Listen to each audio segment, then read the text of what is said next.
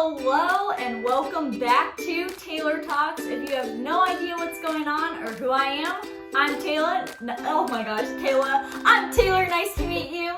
And today I have a wonderful guest, Mary.Agan. Mary, thanks for being here Thanks today. for having me.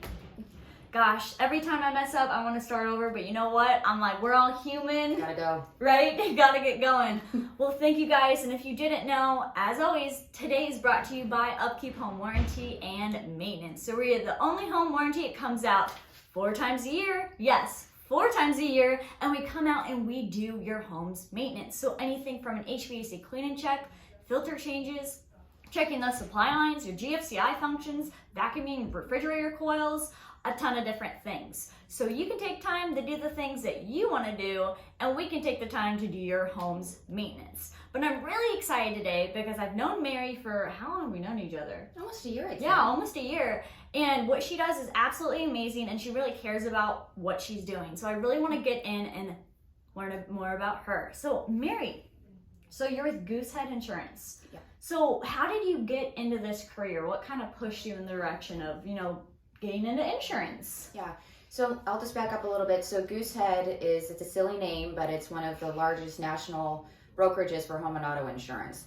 So we have a nationwide presence, but I own a local franchise here. So that just means for my insureds and my potential clients, we've got a lot of options to shop from. That's awesome. So that's the benefit of being, with Goosehead and just being able to create personal relationships with my clients at the same time. So to answer your question, Yeah.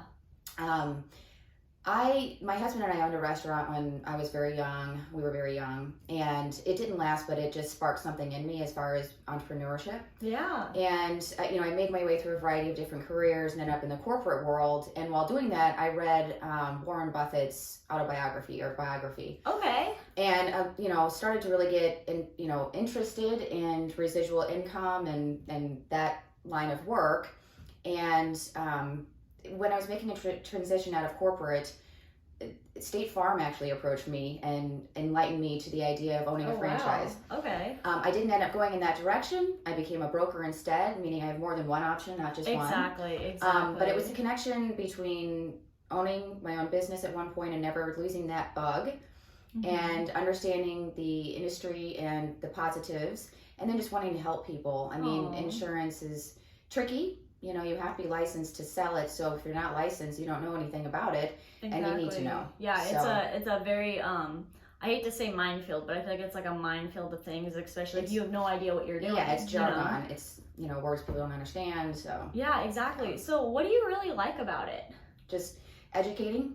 I mean, that's my favorite thing to do is educate.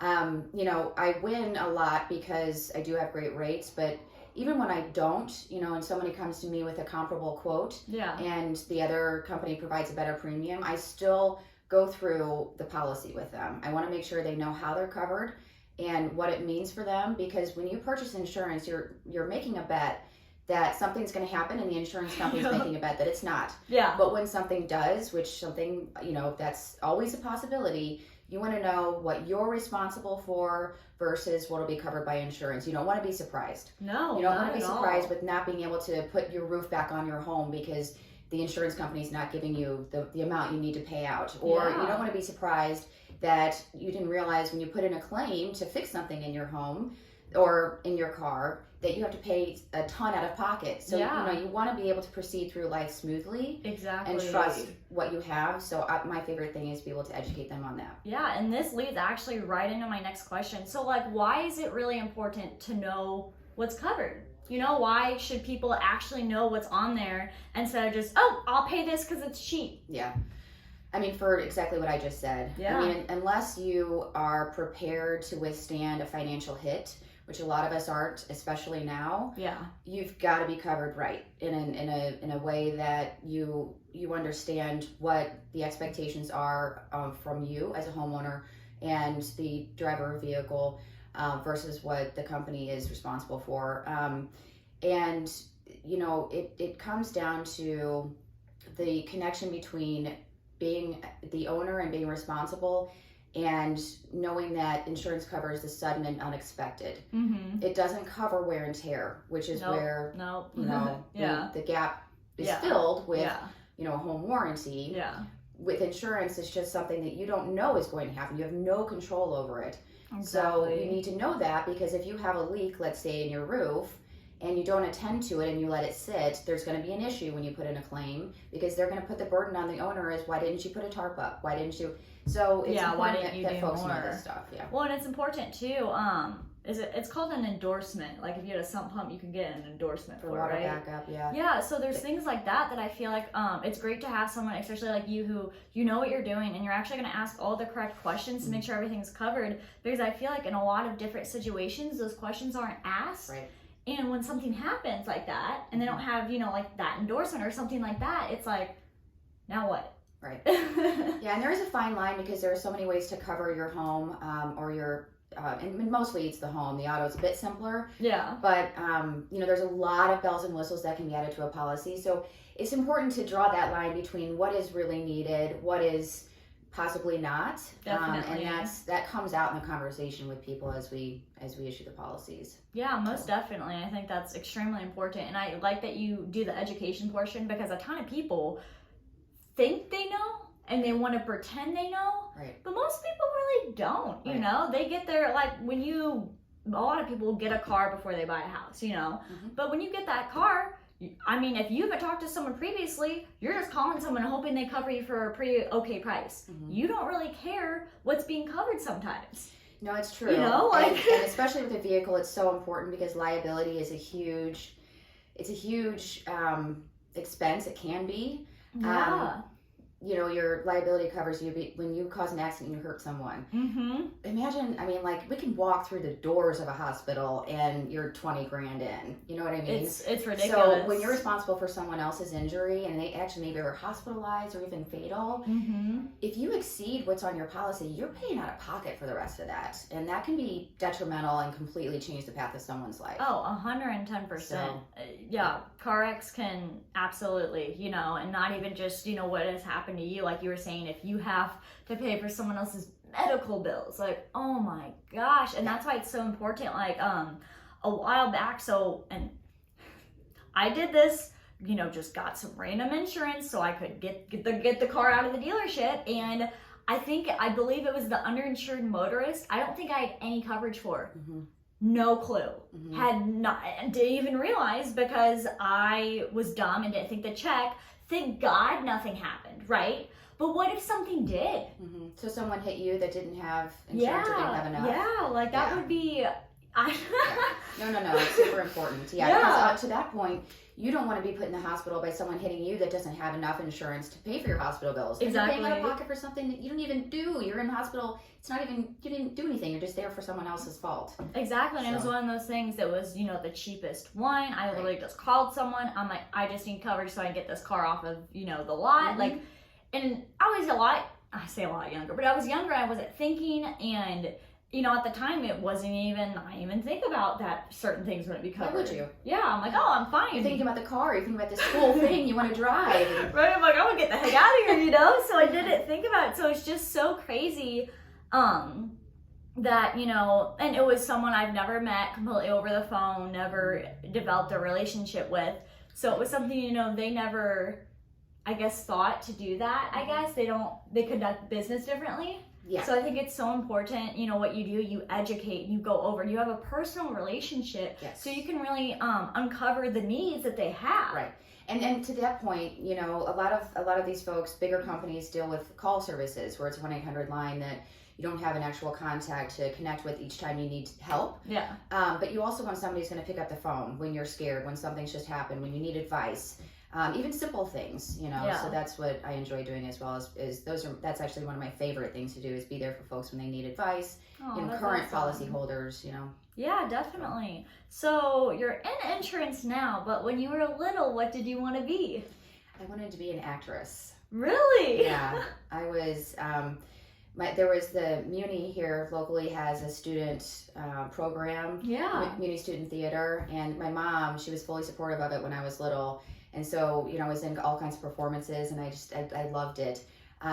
Didn't turn out to be, obviously, the direction I went. Insurance and acting is I don't think there's a lot of some insurance agents do a lot of showboating and a lot of acting. Yeah, I don't bring that together. Yeah. But I was obsessed with Marilyn Monroe and that's awesome. That's really neat. I think it's so crazy, and I've said this before in one of these talks, but it's still so crazy to me how we all ended up in the fields that we were in, and it's neat learning about what we were little, because, you know, majority of the time when we were little, we didn't even know what jobs, like what we were doing now, what it was. For sure. You know what I mean? For sure. Like, so it's always so funny to hear, you know, the progression and hear the change, because most of the time it's not even close, because we didn't know what was really out there. Right.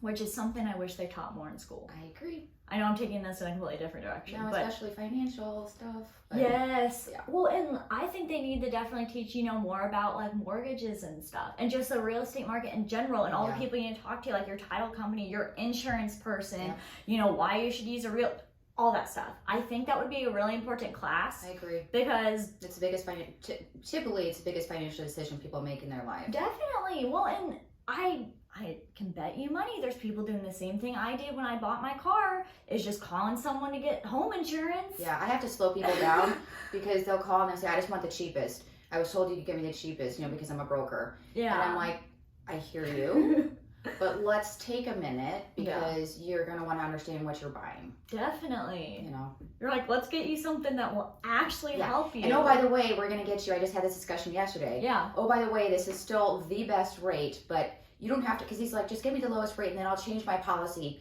in 6 months to a better one. I just need to get into the home. And I'm like, well, but you don't have to, because I found you a great rate plus the best coverage, you know, so you don't even need to worry anymore. That's awesome. We've still taken care of both. Yeah. So, oh my gosh.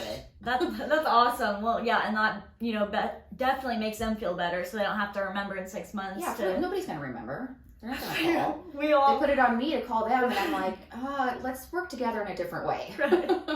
I know. Well, and like, we all do stuff like that. And when it's like, oh, I'll do it because it's, and I always say this, if it's not an immediate issue, it's not going to get done.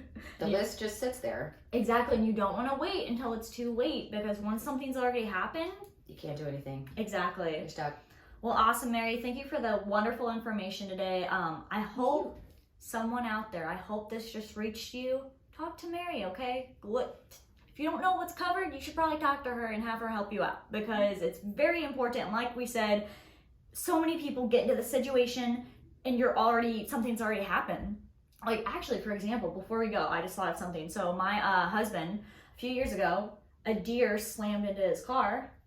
Not covered. Is he okay? He was fine. Did you not have comprehensive insurance? I can't remember what it was. He switched that. already, but he didn't have coverage for the deer accident.